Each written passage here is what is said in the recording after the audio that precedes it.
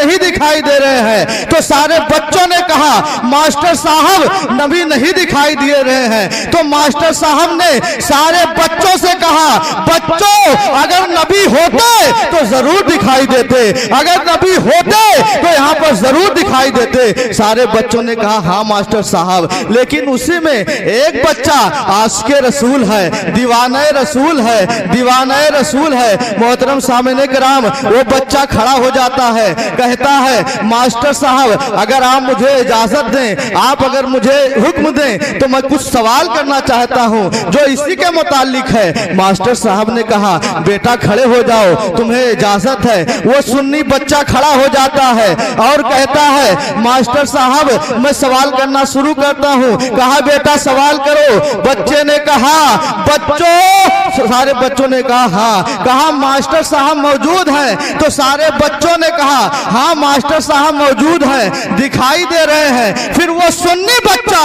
तड़प कर कहता है बच्चों मास्टर साहब की अक्ल दिखाई दे रही है। तो सारे बच्चों ने कहा नहीं नहीं बच्चों नहीं, मास्टर साहब की अक्ल नहीं दिखाई दे रही है। कहा बच्चों अगर मास्टर साहब है तो दिखाई दे रहे हैं, अगर मास्टर साहब के पास अक्ल होती तो जरूर दिखाई देती। तो सारे बच्चों ने कहा हाँ। इससे यह पता चला कि मास्टर साहब के पास अक्ल नहीं है। मास्टर तड़प गया, तड़प कर कहता है अरे मेरे बेटे तुम मेरे शागिर्द हो, मेरी शान में गुस्ताखी कर रहे हो, मेरे शान में बेअदबी कर रहे हो। सुनो अक्ल को देखने के लिए अक्ल की जरूरत होती है, अक्ल की जरूरत होती है। अब वो सुन्नी बच्चा तड़प कर कहता है मास्टर साहब अगर आपके पास अक्ल होती तो जरूर दिखाई देती। अगर आप ये कह रहे हैं कि अक्ल को देखने के लिए अक्ल की जरूरत होती है तो सुनो मेरे नबी को देखने के लिए आला हजरत जैसा इश्क होना जरूरी है, ख्वाजा जैसा इश्क होना जरूरी है, मखदूमे सिन्ना जैसी निगाह होनी जरूरी है। जिस तरीके से